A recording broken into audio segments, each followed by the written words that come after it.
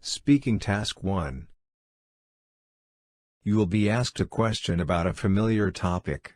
You will then have 15 seconds to prepare your response, and 45 seconds to speak. Do you agree or disagree with the following statement? If you want to succeed in business, being outgoing and friendly is very important. Prepare your response after the beep.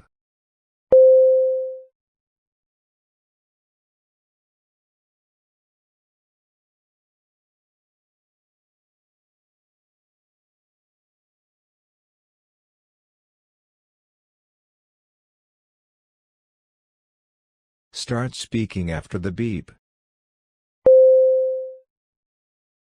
In my opinion, I agree that being outgoing and friendly is very important if you want to succeed in business. When you are outgoing, you are able to easily communicate and connect with others. This is important because in business, building strong relationships with clients and customers is essential. Being friendly also helps to create a positive and welcoming environment. When people feel comfortable around you, they are more likely to trust you and want to do business with you. Additionally, being outgoing and friendly can help you network and make valuable connections in the business world. Overall, being outgoing and friendly can greatly contribute to your success in business. Speaking Task 2. You will read a short paragraph and then listen to a conversation between two people. You will have 50 seconds to read the paragraph. After, you will get a question about what you read and heard. You will have 30 seconds to prepare your response and then 60 seconds to give it. You have 50 seconds to read. Start reading after the beep.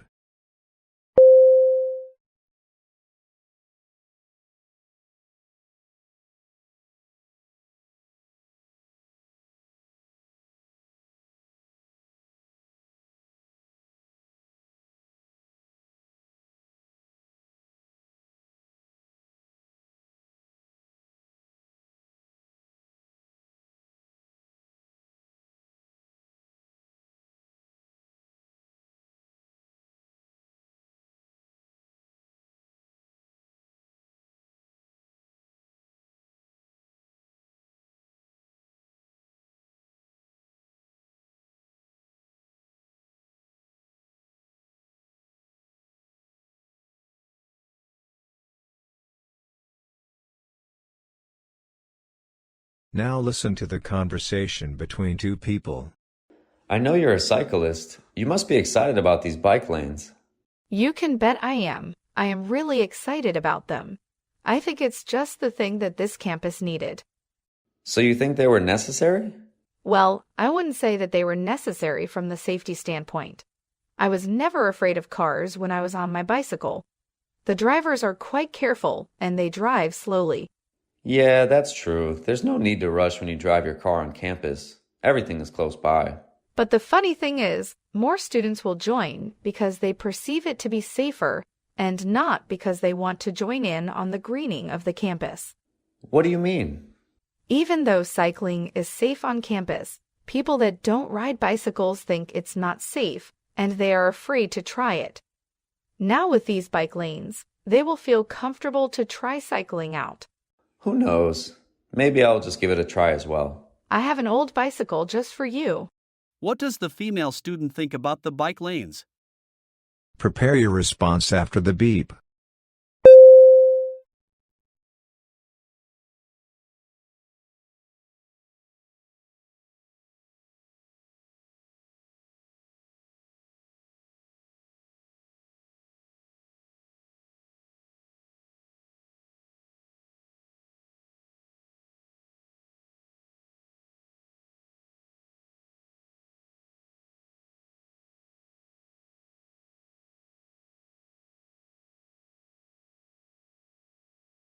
Start speaking after the beep. The female student is really excited about the bike lanes. She thinks that they are just the thing that the campus needed. She doesn't believe that the bike lanes were necessary from a safety standpoint because she was never afraid of cars when she rode her bicycle. She thinks that drivers are careful and drive slowly on campus. However, she believes that the bike lanes will encourage more students to join in cycling because they perceive it to be safer. She explains that people who don't ride bicycles may think it's not safe and are afraid to try it. But with the bike lanes, they will feel more comfortable to give cycling a try.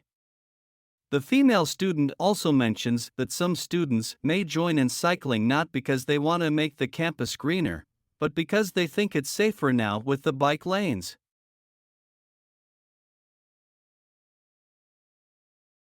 Speaking Task 3. You will read a short paragraph about an academic topic, then listen to a lecture about it. You will have 50 seconds to read the paragraph. After, you will get a question about what you read and heard. You will have 30 seconds to prepare your response and then 60 seconds to give it. You have 50 seconds to read.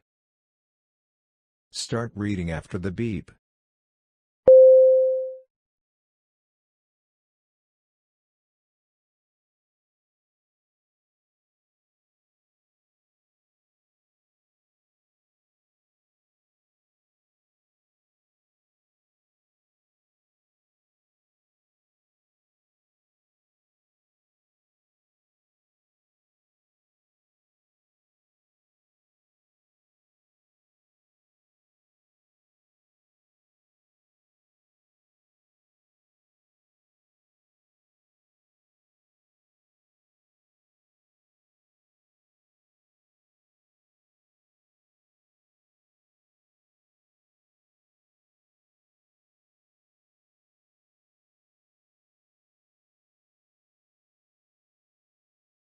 Now listen to the lecture.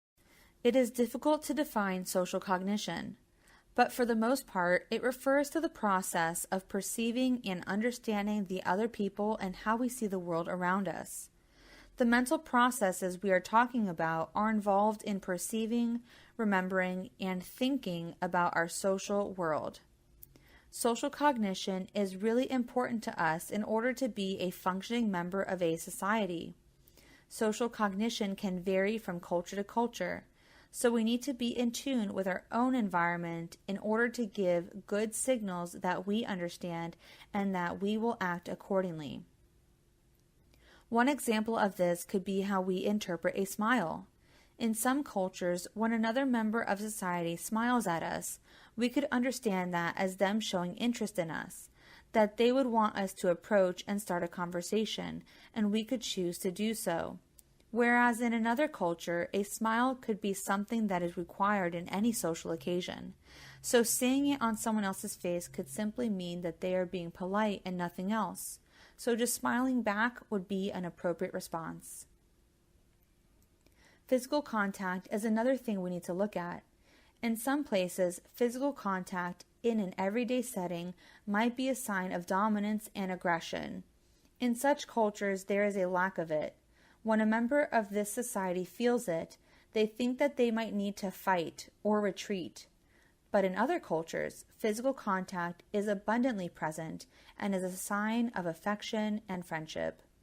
In these environments, a hand on the shoulder or a strong tap on the back might be an indicator of friendly intentions and not hostile ones, whereas in the previously mentioned culture, it would be perceived as an attack. Explain the concept of social cognition that the professor talks about. Use points and examples from the lecture. Prepare your response after the beep.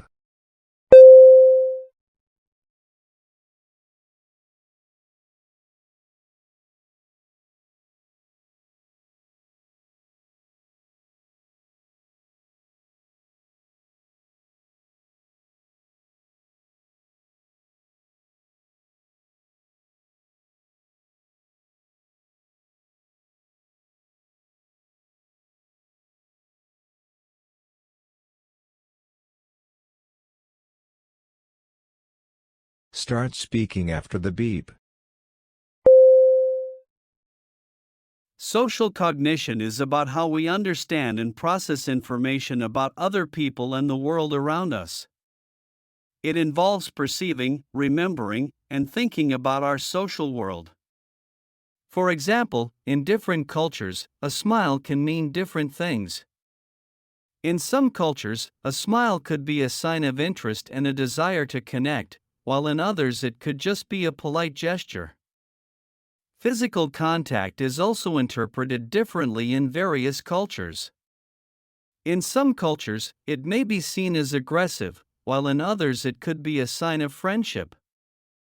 Understanding social cognition helps us interact better with others and be a part of society.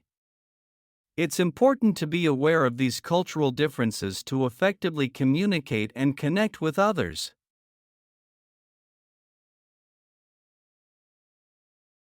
You will listen to a lecture about an academic topic. After, you will get a question about what you heard. You will have 20 seconds to prepare your response and then 60 seconds to give it. Now listen to the lecture. Art can provide a great vehicle for protest. There have been many examples through history of open, as well as silent, dissent against the established order of things. Throughout the history of social movements and social revolt, art has always reacted against oppression, violence, injustice, and inequalities, addressing social and political issues as well as challenging the traditional boundaries and hierarchies that were imposed. Art can create space for the marginalized to be seen and heard. A lot of individuals have used their work to make a lasting impact in the global struggle against authoritarianism. Art has been used to elicit strong emotions. So what better way to mobilize and galvanize people against the things that are wrong in our surroundings?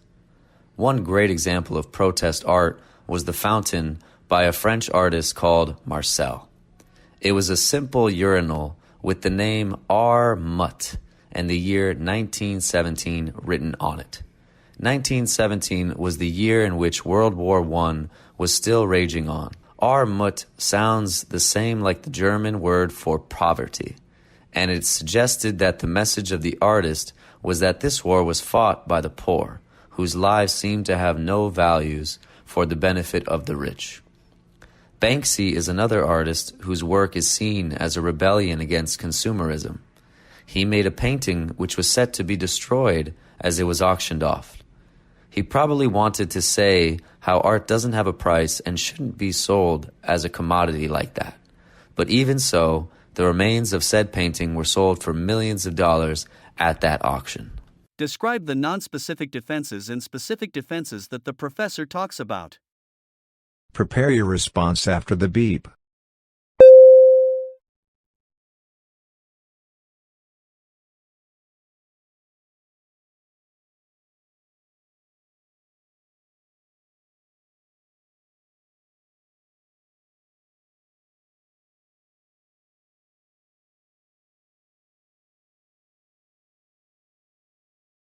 Start speaking after the beep. The professor talked about how art can be a powerful tool for protest. He mentioned that throughout history, artists have used their work to speak out against oppression, violence, injustice, and inequalities. He also discussed how art can create space for marginalized groups to be seen and heard. One example he gave was the fountain by Marcel, which was a protest against the war. Another example was Banksy, whose work rebelled against consumerism. In terms of defenses, the professor mentioned non-specific defenses and specific defenses. Non-specific defenses are the body's general ways of fighting off infection, such as skin and stomach acid. Specific defenses are more targeted and include things like antibodies and T cells. Overall, the professor emphasized how art can be a powerful way to mobilize people against social issues.